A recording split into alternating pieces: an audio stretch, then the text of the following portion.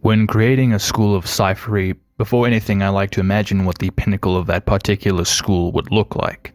A fire Cypherer might conjure tornadoes of armor-melting flames, a sound Cypherer might send sonic waves strong enough to blow platoons of infantry into shards of metal and red mist, and a force Cypherer could uplift the very ground they walk on and rain it down on their foes like meteors.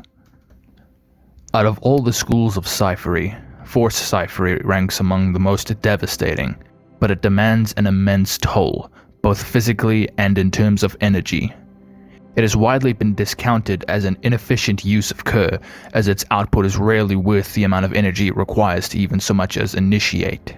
But once in every few thousand births, there lie those who have been gifted with the natural talent to not only wield Force Cyphery, but with the Cur to use it as it is meant to be. One such individual is the infamous Saint-level Cypherer, Eugene Farswell, the strongest Force Cypherer known throughout history. Farswell is an enigmatic figure, since not much is known about him beyond his legendary feats, many of which showcase his near godlike power. In one such instance, he was witnessed splitting open the earth beneath him and using the house-sized rocks to bombard the opposing army, leaving behind nothing but giant smoldering craters.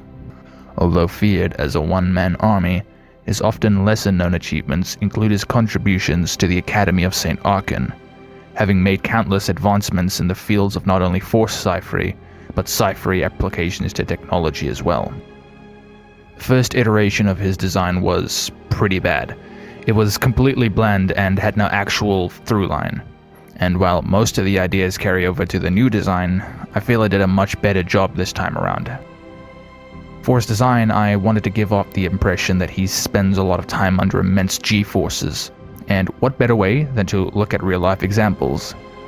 I started immediately with looking towards jet pilots, who use specialized suits that keep their blood from pooling down to their lower body to help prevent too little from flowing to the brain and causing them to black out. Second, I wanted to give his armor a hint of astronaut influence, and when it came time to design the motifs for his armor, I had recalled seeing a diagram of how magnetic fields work and thought, well, why not play into that? And to also help with the gravity theme, I decided to have the design motif for Force Cyphery to have this sort of circular and curved look, with the engravings resembling planetary orbits. So to help visually indicate to the viewer that a piece of equipment has ties to Force Cyphery, I can use these circular patterns to signal that. I ran into some problems, however. I couldn't quite get a look I was happy with. It was starting to look too much like soft sci-fi, so I needed a way to pull it back into fantasy territory. So I tried giving him a leather coat, but I realized that I do this with almost all of my designs, so I either had to make it more unique or scrap it entirely. At this point, I went back to look at the original inspirations for the armor, and when sorting through references for jet pilots, I remembered something that would look perfect. Old-school pilot outfits, complete with bomber jackets and their puffy woolen collars. I instantly knew I had to include it, and it works logically since he spends a lot of time in combat in the sky, where he can more easily rain down fire on his foes. To try and help accentuate this sort of floaty, weightless feel, I gave him a large, flowing cape, which also gives him a strong, imposing silhouette when he's flying. I wasn't entirely convinced where to put metal plating for the armor. Strictly speaking, he doesn't need armor, but it would be nice to give him some here and there. I wasn't entirely happy with how the thigh armor was looking, and after consulting some friends, I scrapped it in favor of just greaves, since the thigh armor just made him look too bottom-heavy. And I feel having the leg straps visible does a lot more for the vibe I was aiming for. Next was his hat or helmet. At first I wanted to give him this sort of kettle hat helmet, since I thought it would look a bit like a black hole and the light bending around it, but I scrapped this in favor of a helmet instead. I was stuck on this for a while until consulting with a friend. I had remembered something I originally wanted to incorporate, but never got the chance to. Now this had the gears turning in my head, and I immediately got to sketching the first draft for the helmet.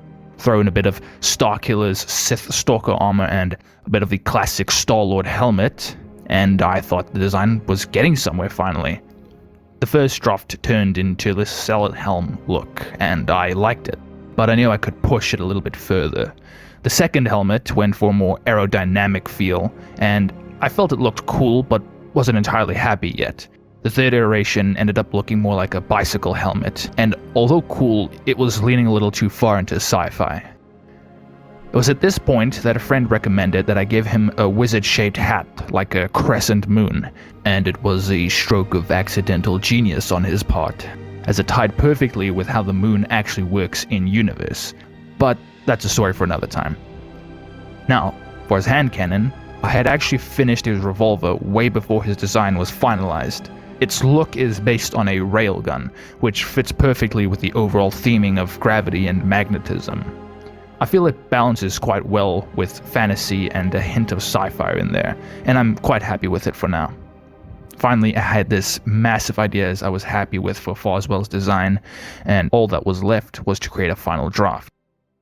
This video was a bit more unscripted, it's a bit different from my usual stuff, and I hope to do more of it in the future, hopefully more with a solid idea of how to approach it next time. But in any case, thank you for watching. Cheers.